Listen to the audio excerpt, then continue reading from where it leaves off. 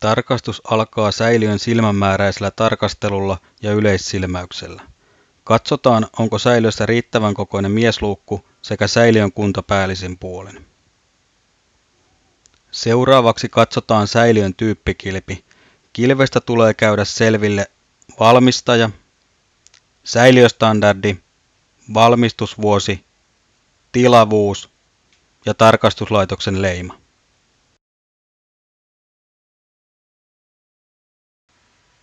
Säiliössä tulee olla selvästi ja pysyvästi esillä säiliön numerointi ja varoitusmerkit. Palava neste, ympäristölle vaarallinen ja terveydelle vaarallinen.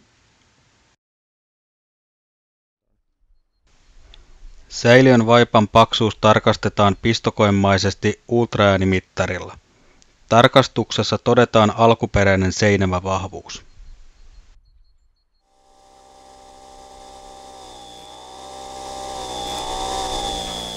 Kansi avataan varovaisuutta noudattaen räjähdysvaarasta johtuen. Kannen avaamisessa ei saa käyttää kipinöiviä työkaluja.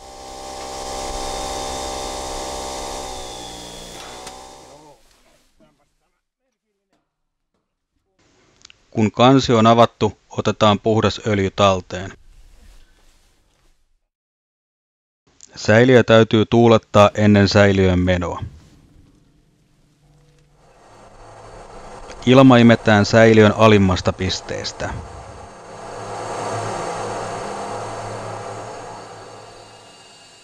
Tarvittaessa mitataan ilmaseos räjähdysvaaran minimoimiseksi. Tuuletus on pidettävä päällä koko tarkastuksen ajan.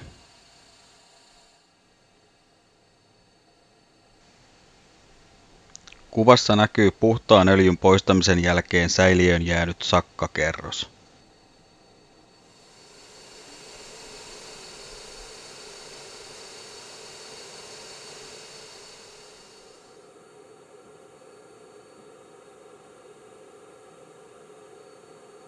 Turvallisuussyistä säiliötyöskentely edellyttää aina 2 henkilöä.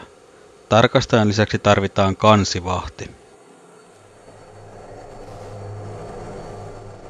Puhdistustyö viimeistellään säiliön sisällä. Sakat poistetaan ja säiliö puhdistetaan ja kuivataan huolellisesti.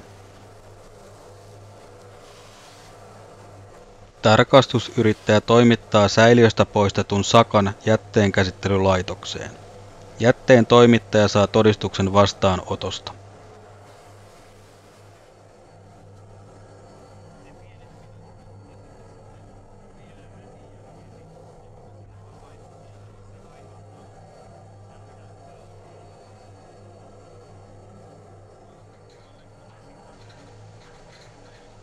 Varsinainen tarkastustyö säiliön sisällä alkaa, kun säiliö on puhdas.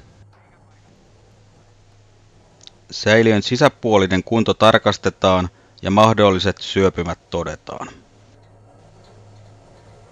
Syöpymäkohtien todentamisessa apuna käytetään metallipiikkiä.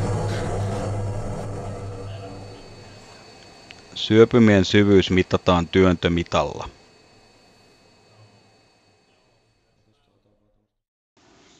Tarkastuksessa todetaan pohjamaalin eheys, jotta säiliö ei syöpyisi pohjalta. Syöpymät ovat yleensä säiliön pohjalla, koska vesi ja moska jäävät sinne.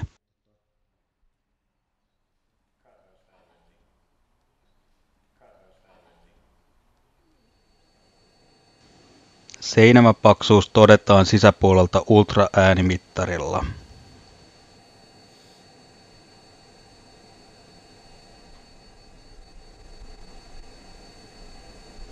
Tarkastuksen lopuksi säiliön sisältä mitataan halkaisija ja pituus, jotta säiliön todellinen tilavuus voidaan määrittää. Mitataan imuputken sijainti ja korkeus pohjasta. Myös miesluukun halkaisija mitataan. Tarkastus on nyt päättynyt. Säiliötarkastaja käy läpi tarkastuksessa tehdyt havainnot säiliön omistajan kanssa. Säiliön omistajan tietoon saatetaan mahdolliset puutteet ja korjausehdotukset. Säiliön omistajalle tulee jäädä selkeä käsitys säiliönsä koosta ja kunnosta. Miesluukun kannentiiviste uusitaan tarvittaessa.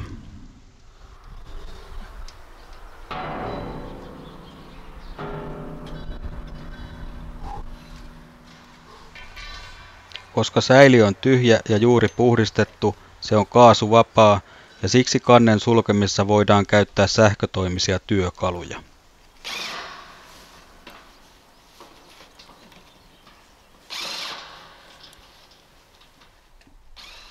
Pöytäkirja säiliötarkastuksesta tulee tehdä heti paikan päällä. Pöytäkirjaan kirjataan säiliön tarkastuksessa todetut asiat, kuten syöpymien sijainnit ja säiliön kuntoluokitus. Kuvassa öljysäiliön tarkastuspöytäkirja.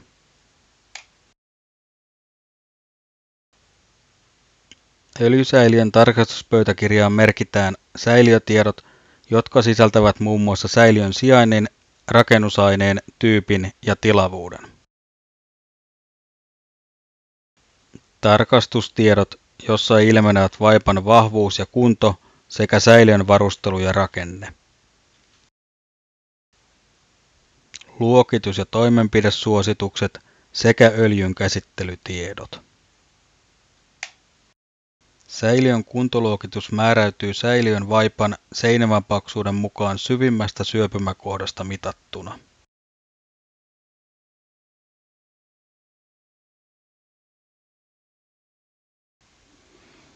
Tarkastusvälin suositus farmarisäiliölle menee siten, että A-luokka on 5 vuotta, B-luokka on 2 vuotta, C-luokka on kunnostettava tai poistettava käytöstä 6 kuukauden kuluessa, D-luokan säiliö on poistettava välittömästi käytöstä.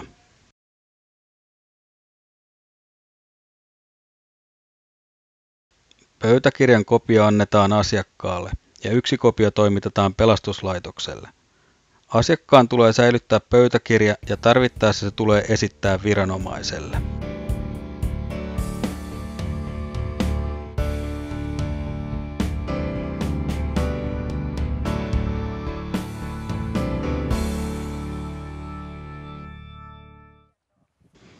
Tyhjennettyyn ja puhdistettuun säiliöön voidaan lisätä varusteita, kuten ylitäytön estin ja laponesto, jos niille on tehty valmiiksi säiliön vaippaan yhteet.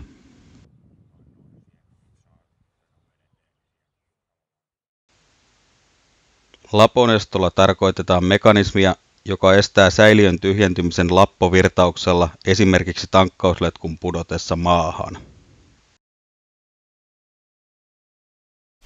Pumpun jälkeen pieni putki tänne ja pieni öljyvirta pumpatessa menee tänne. Ja sitten jos letku jää maahan, niin se haukkaa täältä ilmaa, koska se ei jatku tuo putki tosta, niin se saa tästä ilmaa ja silloin se katkee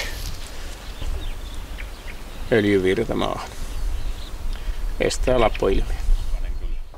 Kuvassa vasemmalla lukittava säiliön täyttöputki ja oikealla säiliön ilmaputki. Säiliön ilmaputki tasaa säiliön sisäistä painetta tankattaessa, säiliötä täytettäessä ja säiliön ulkopuolisen lämpötilan vaihdellessa, ja estää näin mahdolliset yli- tai alipaineesta johtuvat säiliövauriot. Tässä säiliön ylitäytön estin. Ylitäytön estin sulkee polttoaineen tulon säiliöön automaattisesti, kun säiliö on täyttynyt. Ja ylitäytön estin on tässä, joka testataan sitten.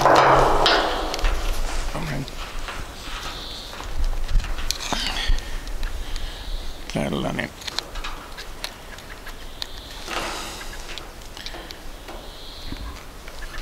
Sinne annetaan 18 voltin jännite, tuosta painetaan ja se viisari napsahtaa tonne, antaa sille ton 18 volttia. Jos tää toimii, niin se hiljaa palaa takaisin, toi viisari, noin. Silloin todetaan toimii. Täällä on joku lämpöanturi vai mikä siellä on.